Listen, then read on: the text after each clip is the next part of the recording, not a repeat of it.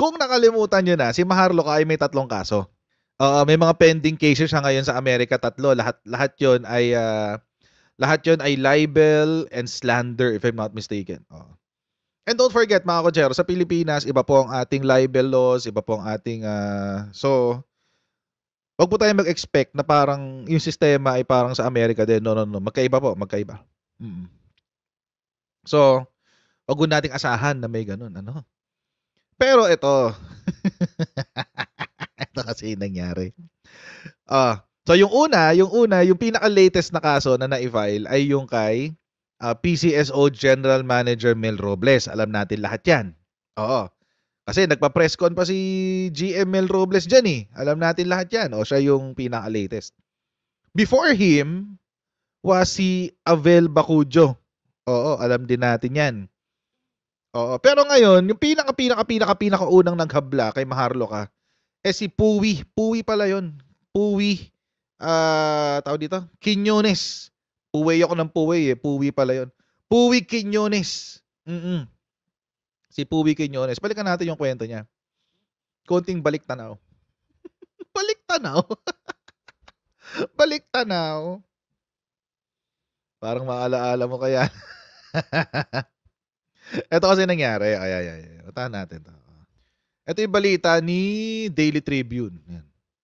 Pinoy fashion designer files $2 million lawsuit against Maharlika. Oo.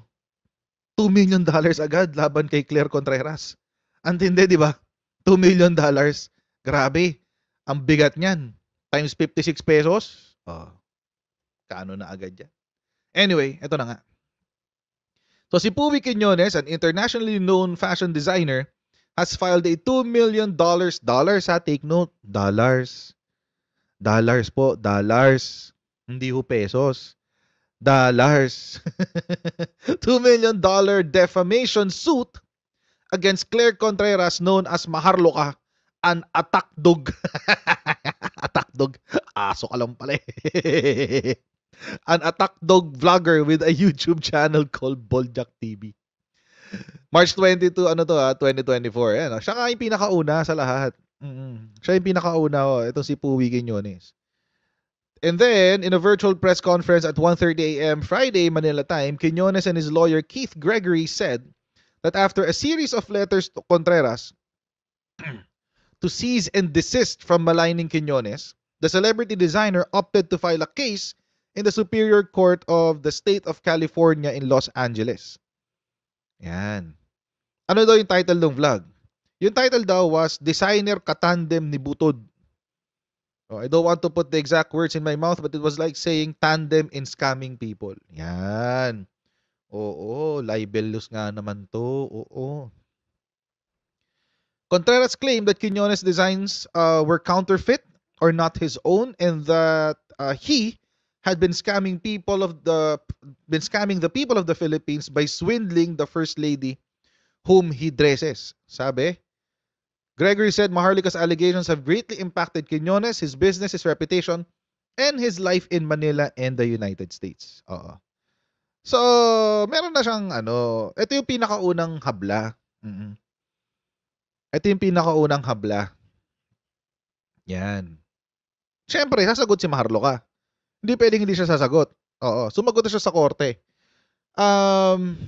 Hindi natin alam kung ano yung naging sagot niya sa korte ng California. Superior Court of the State of California. Hindi natin alam kung ano yung kanyang inihain na tawag dito. Na nasagot doon sa habla. Pero mga kotsero, kanina pinag-uusapan namin sa GC namin. May nag-send kasi isang kaibigan natin, sinend doon sa GC. Isang dokumento. Isang dokumento mga kotsero. Nagaling sa Court of Appeals ng LA. So ibig sabihin, nag-file na pala ng appeal itong si Maharlika. Si Claire Contreras. Mga kotsero, ibig sabihin lang yan ganito. Either nahatulan na si Maharlika or inuunahan niya yung kaso. Oo, baka kasi sa Pilipinas may Rule 65 eh. Oo, na hindi ko lang alam kung bakit gano'n yung naging diskarte sa sa Amerika, pero sa Pilipinas kasi bago ka pumunta sa Court of Appeals, usually kailangan mo munang RTC or MTC o MCTC, whichever is the case. Oo. So, hindi ko alam kung bakit meron siyang decision sa Court of Appeals. But I'm pretty sure mga kotsero, kung tapos na yung kaso niya sa lower court, sa Superior Court of Guam, of the state of California, most probably aapilan na siya sa appellate court, which is the Court of Appeals. And most probably, kung siya yung umapela, ibig sabihin yung kaso niya ay natalo. Most probably. Natalo siya sa lower court. Gets yung ibig kong sabihin? Gets yung ngayon yung ibig kong sabihin? Kasi mga kotsero, eto papakita ko sa inyo yung ito yung ito yung pinag-uusapan namin kanina. Yan. Di pa pala to okay. So yung Superior Court nila parang RTC natin, pwede ka ring mag-appeal doon. Okay. No problem. Gets. My mistake. So, siguro, kasi appellant na eh. So, most probably, this is already a motion for reconsideration. Again, mga kotsero, I'm coming from a place of ignorance when it comes to the rules of court ng Amerika. Kasi hindi ko po alam ang rules of court nila. Oo. So, I'm just basing it doon sa civil procedure natin sa Pilipinas. Okay.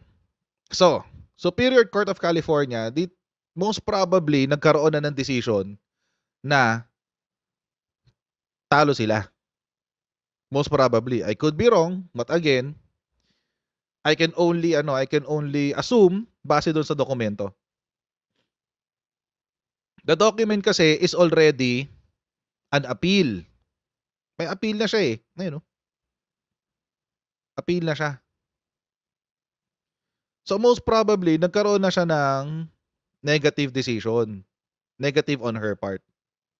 Kay Claire Contreras. Ngayon, it could be the other way around. Pwedeng ongoing pa rin yung kaso sa lower court.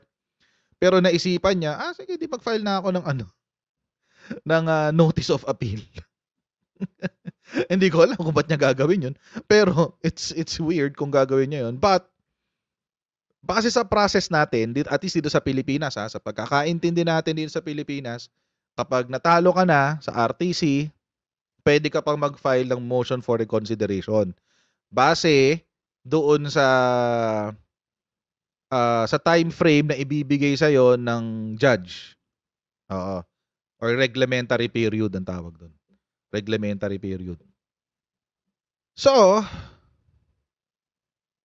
nag-file siya ng appeal. Plaintiff and respondent Rodolfo Rui Quiñones Jr., defendant and appellant Claire Contreras Ax. O baka AKA yan. AKA Maharlika. AKA Maharlika. Tapos ito yung na-file na to, Los Angeles Superior Court. May case number na siya, may trial court number. Binura ko lang kasi syempre, privacy. 'Di ba? Although wala naman tayo sa jurisdiction ng Amerika, 'di ba? Pero syempre. Ito yung ito yung chinek. Ang sabi, to the appellant, ibig sabihin, sino si appellant? O di si Claire Contreras, si Maharlika. Ang sabi, your appeal has been placed in default. Talo. Default. Dismissed ang apela. Dinismiss yung kanyang apela pursuant to California Rules of Court, Rule number 8, 140, 140A. For the reasons indicated below and will be referred to the Court of Appeal for dismissal if you fail to correct the defects, and comply with this notice by due date indicated below. O, ipapadismiss na raw. Oo, ipapadismiss na raw to sa Court of Appeals. So most probably, mga kotsero, tapos na yung kaso. Most probably. Oo, tapos na yung kay Puwi Quiñones. Most probably. Again, mga kotsero, until merong mag-leak na decision, hindi ko natin alam. Ina-assume lang natin. Dahil nga, siya ay umaapila na. Umaapila na siya. Oo. Si Claire Contreras ay umaapila na. So most probably, natalo na siya doon sa kaso. At siya ay napag-utusan na ng korte na magbayad ng $2 million. Again, most probably. Hindi ho natin sure. Until siguro, merong mag-leak nga sa atin ng decision. Wink, wink. Kung may mag-send sa atin ng decision sa coachjaredofficial@gmail.com, wink, wink. Makakasiguro tayo. Natalo na talaga siya sa kaso. Oo. Pero most probably, based on this document, is the initial impression is natalo na nga. Natalo na nga siya. Oo. Baka naman, sabi ni Nimbus Cloud, Bekenemen. Bekenemen, merong magbigay. Oo, Bekenemen. Pasa-pasa naman dyan. Oo. Sabi, to avoid delay, if you are an attorney, you must submit your compliance via e-filing as a self-represented litigant. You may submit your compliance with this notice, blah, blah, blah, blah. Okay. Bakit na-deny? Oo, bakit na-deny yung kanyang kaso? Ay, yung kanyang apila? Ayun, no? Placed in default, ibig sabihin, denied yung kanyang appeal. Tapos, i-refer na siya sa Court of Appeals for dismissal. Bakit? Kasi, ito yung pinakamatindi dyan, guys. Ayan, no? Failure to timely pay deposit for reporter's transcript. Na-default ka dahil sa mandated court fees. Dahil sa court mandated fees. Magkano lang yung babayaran niya? $50. $50. Natalo ka sa kaso dahil sa $50.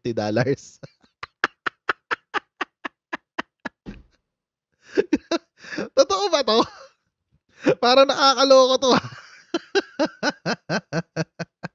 Totoo ba to? Natalo si Maharlo ka sa kaso dahil sa $50. Ay, nako. No. Graciano Mendoza, hindi po criminal case sa Amerika ang libel. Oo. Ano lang siya? It's a civil suit. Tapos magiging liable lang si Maharlika for damages. Oo. Magbabayad lang siya ng daños perjuicios. So, ganun. Ito yung nakakatawa dyan eh. Na-dismiss daw yung apela niya. Na-dismiss. Dahil sa reporters. Dahil hindi siya nagbayad ng reporter's transcript na nagkakahalaga ng $50. Magkano lang ba ang $50 ngayon? 2 something? 2.5, 2.6. Hindi na bayaran. Kaya na-deny yung kanyang apela. Court mandated fees, hindi binayaran. Ba't ka ganyan? Wait lang. Court mandated fees, hindi binayaran. $50. Dahil doon na-deny yung kanyang apela. Naka-default. Na-default yung kanyang apela sa Court of and will be referred to the Court of Appeals for dismissal.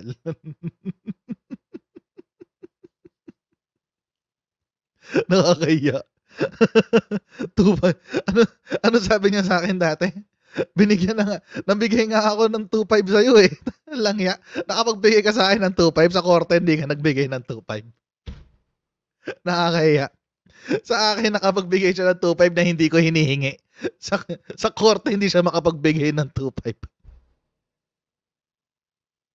Hindi ko na nga hiningi yun eh.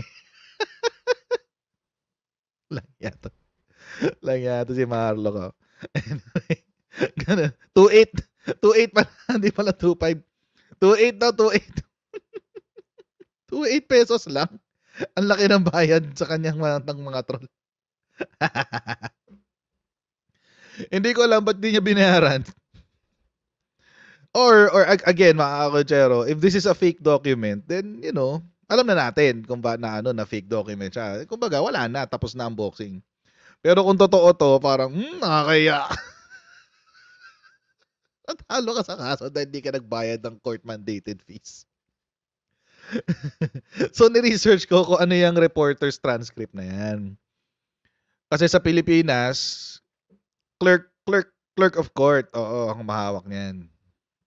Tsaka transcriber. Wala tayong reporter's transcript. Oo. Pero apparently, I found out, ito yun, no? Rule 8, 130B. Transcribing din pala yon. So, si transcriber, yung $50 na fee, ay yung bayad mo sa transcriber. Oo. Yun din pala yon. So, dahil dun, totoo ba kaya to? Kasi alam nyo mga kotsero, kung totoo to, nakakaya. As in, promise. Nakakaya talaga. Kung totoo to, due date, October 4, 2024. So, dapat magbayad si Maharlo ka ng $50. Before October 4, 2024. Di ba? $50 lang, di pa binayaran sa korte. Court mandated fees yan eh. Hindi ko alam kung paano ang proseso doon ha. Pero dito kasi sa Pilipinas, sabay-sabay yan. Kapag nag-file ka ng kaso, pati yung court mandated fees, ibabayad mo na, sabay-sabay yan. Oo, hindi yan, walang walang to follow. Sa States, hindi ko alam kung ano sistema nila doon. Kung kapag ba nag-file ka na ng kaso sa korte, magbabayad ka na ng court mandated fees or whatever, we don't know. Pero dito sa Pilipinas, ganun ang sistema. Pag mag-file ka ng kaso, bayad ka na lahat. Bayad ka na. So, bayaran mo na yung court mandated fees, bayaran mo na yung doc stamps, etc. etc. So, lahat yun. Babayaran mo na yun. So, hindi ko alam how bad her situation is. But definitely, kung di mo afford ng 2,500 pesos, mukhang malala. Kasi $50 na nga lang ay. $50 na nga lang yan eh. Diba? Lalaki ng mga views niya dun sa lalaki ng kinita niya dun sa PIDEA Leaks. Oo. Ang laki ng kinikita niya sa PIDEA Leaks. Ang laki ng kinita niya dun sa kung saan-saan pang mga sa mga fake news na ikinalat niya. Oo, at sinasabi pa siya ngayon tinatawag pa siya ni Harry Roque na La Solidaridad. Ay, my goodness. La Solidaridad daw. Oo. Talaga ba? Kailan pa? Kailan pa siya naging La Solidaridad? Di ba? Di ba? Parang parang hindi siya compliment pag galing kay Harry Roque. Parang insulto. Di ba? Nagsama silang dalawang kriminal. Kriminal. Anyway, nagsama silang dalawa nagtatago. Oo. So, ito ngayon yung nangyari sa kanya. Hindi, again, mga kotsero, we're just basing this on the document we have received. I can neither confirm nor deny that this indeed happened. Pero ang sasabihin ko lang, merong ganitong dokumento. Ayun lang sasabihin ko, merong ganitong dokumento at sinasabi ng dokumento na ito na siya ay merong notice of default. Ibig sabihin, talo na siya sa kaso. Natalo siya sa kaso ng kanyang apela, kasi appellant eh. Natalo siya sa kanyang apela dahil hindi siya nagbayad ng court mandated fees or fee na reporters at deposit for reporters transcript na $50. $50. Ang pangit, no? Tatanungin yung abogado mo, no? Ba't kayo natalo sa kaso? Hindi kami nagbayad eh. Hindi kami nagbayad ng court mandated fees eh. Nakalimutan kasi namin. Yung tuloy na technical kami. Talo kami. Ang pangit. Ang pangit, no? Pero, let's see. Pero kasi ito, pinadala to. July 29 pa to. Tagal na. July 29 pa to. July 29.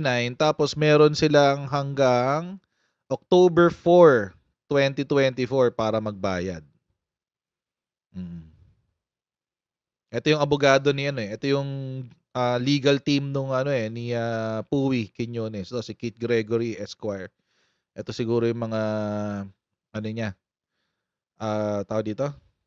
Mga kasama sa law firm. Associates. Yan. Ito siguro yung abogado ni Marloca, si Daniel M. Boyd Esquire. Oo. Yun. No. Sorry. I read it wrong. September 19 inilabas. Pero i-file yung notice of appeal July 9. Yung pumake news ka ng wagas tapos ganyan. Ganyan yung mangyayari sa'yo. Ay, nako. Diyos ko. My goodness. Ba't kasi di nagbayad ng 50? $50 na nga lang. Magkano na lang yan eh. Diyos ko. Mga 2,000 something. 2,800 nga. Computation dito, 2,800 eh. Well, di ba? Kung ikaw nang nagtitipid kasi marami kang babayaran. Kay Puwi pa lang, $2 million na eh. Yung kay Avel Bacujo rin, if I'm not mistaken, is $2 million din. Yung kay Mel Robles, hindi natin alam kung gaano kalaki. Oo, hindi natin alam gaano kalaki yun. Pero knowing the tawag dito, yung potential impact ng paninirang ginawa niya kay Mel Robles, most probably, malaki-laki rang hihinging damages nun. Oo. Tapos, pag pinilit niyang magtago, pumunta siya ng Pilipinas, wala rin. Kasi may kaso rin siya dito. Kay Tunying naman, yung kanyang kaso dito. Oo. Tingnan natin kung sipagin ako magdagdag. But anyway, kung tatakbo naman siya ng Mexico, well, siguro doon ang doon ang exit niya pa Mexico. Pero good luck kung makakatawid siya sa border. Good luck. Kasi maigpit naman ng border police doon. Check din yung passport mo, etc. So, let's see. May kaso siya eh. So malamang nakatimbre siya sa mga sa immigration ng Amerika. Sa Davao siya pupunta. Alam niyo, ang weird, no? Ang weird, sa Davao lahat nahuhuli ng mga kriminal ngayon. Di ba? Bakit ganun? Bakit sa Davao sila na paghuhuli ngayon lahat ng mga may mga kabalbalang ginawa nung panahon ni Duterte? Another possible fugitive. Sabi ni Zenaida Villanueva. Pero yung niya, pagka-fugitive niya hindi sa Pilipinas, sa Amerika, social. Pareho sila ni Kibuloy, magkakaroon ng warrant. Well, depende kung hindi siya mag-a-appear sa court. Davao. Safe na safe sila sa Davao, no? Yung mga kriminal ng panahon ni Duterte. Parang happy sila sa Davao, no? Ibang level talaga. Tahimik daw sa Davao. Sa sementeryo nga, tahimik din eh.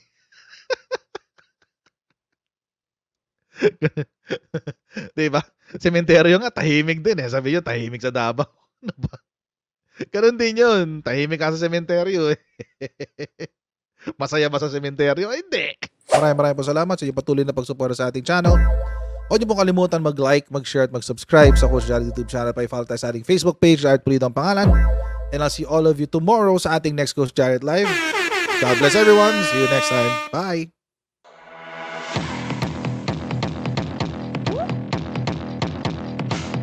Pag ganun, huwag natin gawing tanga mga Pilipino. Mas maganda kasi nasa lugar ka ng tama kaysa yung pinipilit mo yung pagkakamali.